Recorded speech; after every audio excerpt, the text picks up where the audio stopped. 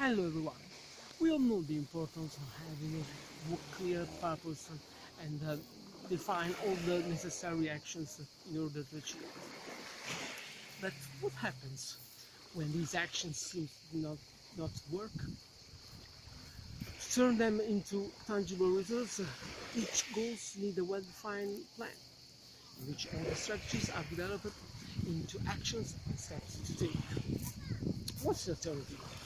Follow instincts, unclear advice, trends only leads us to grope around in the dark and make many hard but useless efforts. So, what remains of all this? Only water running out between our fingers.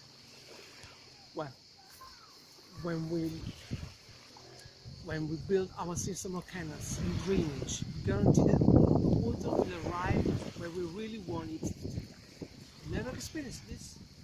Please share your thoughts in the comment section. Thank you.